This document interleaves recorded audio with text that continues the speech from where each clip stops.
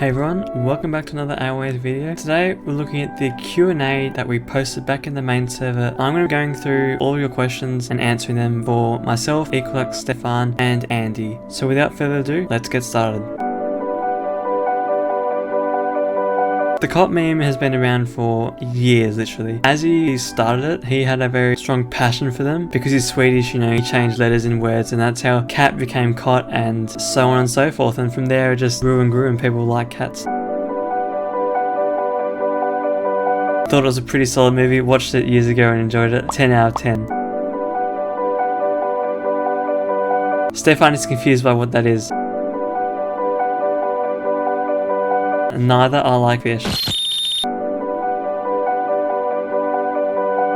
Generally not, but you can submit an appeal to hello@aos.gg. AOS was started because I didn't see many advertising servers that were true to their purpose, and it was a niche thing at the time.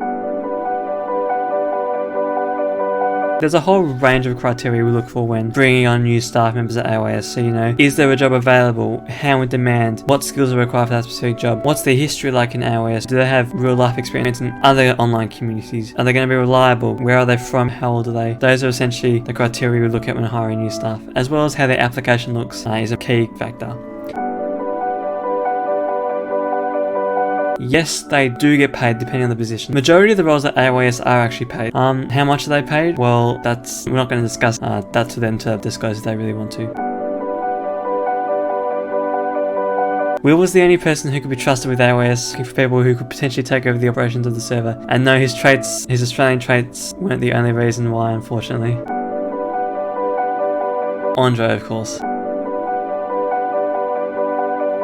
It's a big task, so we have a moderation team who look after all that. Also, there's a brand new feature. If you right click on a message, go to apps and click report message, it'll send it to our moderation team, so you don't have to DM AOS support, and our moderation team can look at the message and see if anything needs to be done with it. It has been a big task. That's why we also have the helpers who came along. Helpers used to originally be called the community helpers, I believe, and they essentially just help by deleting ads that didn't fit the categories. But a lot of the moderator's job now is also automated, so we have bots which ensure people don't advertise too much, ensure descriptions long enough, that there's adequate invite links being used and things like that. We have a lot of plans. Like recently we just released our AOS learning site, and we hope to bring a whole lot of more courses to it in the coming months and years. We have a lot of good things coming to AOS. You know, I can't really discuss them because then it wouldn't be a surprise when they came with it. So the first member to join AOS would have been Onyx. He joined the day after Equalux did, and after server inception. And he worked at AOS for like a year or so. I knew him very well. He was a good guy. Usually on a case-by-case basis, we may run beta tests, but generally we don't run it with users or customers. We run it internally within the staff team. It looks quite similar. It doesn't look anything to what it looks like now. It was very basic back then. There wasn't a lot, you know. Back in the day, we didn't have channels. We didn't have categories. So what we had to do was use channels to like separate the different categories, essentially.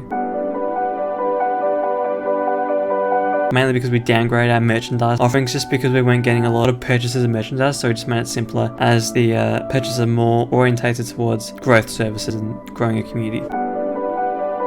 Holiday, I love Christmas.